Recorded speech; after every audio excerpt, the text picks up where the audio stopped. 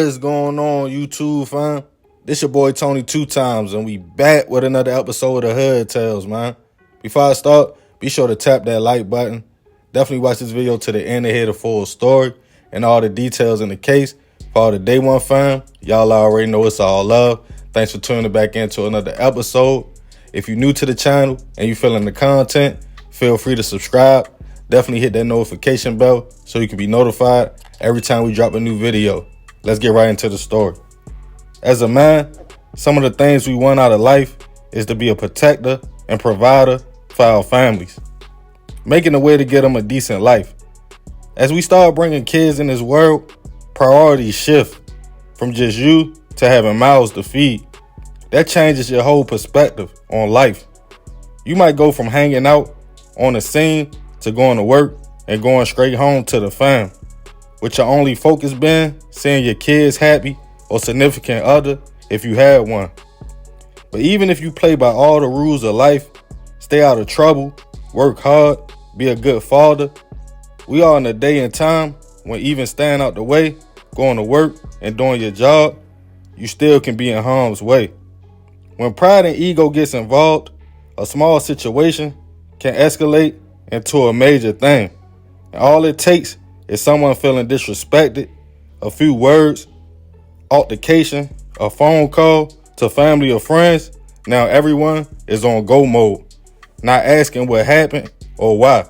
Before you know it, blitz come out, ending in someone losing their life.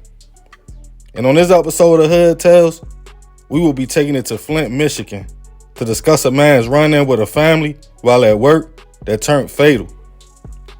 Back in 2020, 43-year-old Calvin Duper Merlin was a hard-working man, connected to his community. His main focus was his 6 kids and wife, who he had been with for 10 years. He was working as a security guard at a Family Dollar in Flint. Everything seemed to be going great for the devoted father and husband. On May 1st, Calvin got up and headed to work like a normal day at the store located at 877 East 5th Avenue. While working that day, it was the height of the pandemic. So Calvin was ensuring everyone kept their distance and wore face masks to keep the store safe. About 1 p.m., 2 women would walk in the shop. They were a mother and daughter. At the time, 26-year-old Bria Bishop and her mother, Charmel Teague. As Calvin noticed Bria not wearing a mask, following store protocol, he approached the young lady to let her know in order to be in the store, she needed to cover her face. As Charmel observed the situation, she stepped in and started allegedly screaming at Calvin about the mask. The situation quickly went left as the security guard stood firm on his position. The mother and daughter both was heated and continued to yell before all 3 ended up outside the store. That's when Charmel did something that would turn the situation all bad. As Calvin was talking, she spit on him, causing the man to tackle her and restrain her. After she calmed down, Bria and Charmel were definitely mad. They headed to a red GMC Envoy that they was driving in. The mother allegedly turned around and stated to Calvin, "Don't worry about it, we'll be back." Paying the threat no mind, the woman left and he continued working his shift. The mother and daughter then headed to a house on Atherton Road and then to Bria's house not far from the Family Dollar. But somewhere in the mix, calls were made to Charmel's husband, Larry Teague, and her then 23-year-old son, Ramon Bishop, explaining they were turned around at the store by the security guard. Then they stated the incident turned physical, causing the father and son to become furious. Someone did something to Charmel. The 2 men allegedly then got into the same car the mother and daughter drove and headed back to the Family Dollar, but this time not the shop. Ramon was dropped off on 2nd Avenue before then being picked up and dropped off again closer to the store. Larry was dropped off in the parking area of a high-rise apartment near Rally's on Saginaw Street. The son walked into the Family Dollar but didn't say anything. Minutes later, his stepdad Larry entered the store as well, but he confronted Calvin, asking, "Why you disrespecting my wife and stepdaughter?" Seconds later, Ramonier walked up the blick, and shot the security guard in his head. The two men then ran out towards some high rises in the back of the store. Witnesses and co-workers of Calvin quickly called police. When they arrived to the scene, the man was laid in the doorway of the store. He was quickly rushed to a local hospital, but unfortunately would not survive. As an investigation started, authorities located store surveillance that caught the first altercation with the mother and daughter.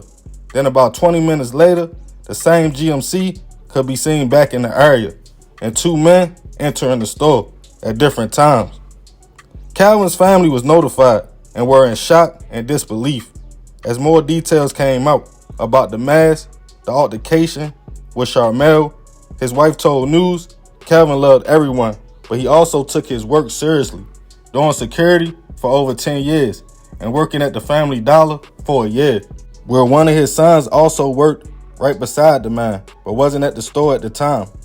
Police quickly zoomed in on Bria and Charmel as suspects, and later, as witnesses told detectives, Larry demanded to speak to the security guard and started yelling.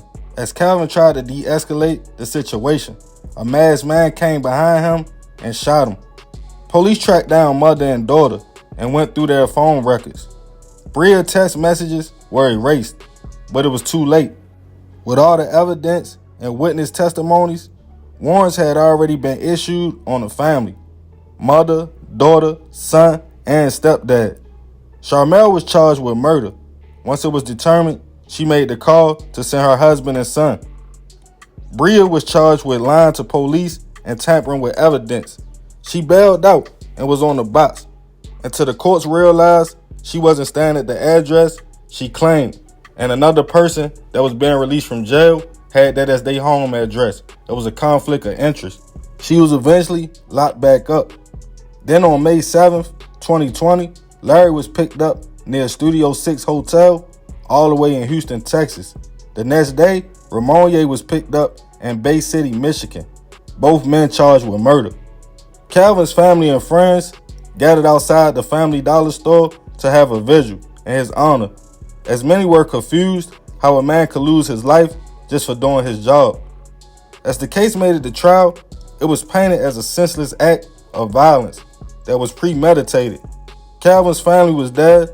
As the mother, stepdad, and son awaited their fate, Bria was released on time served after being locked up for over 2 years on tampering with evidence.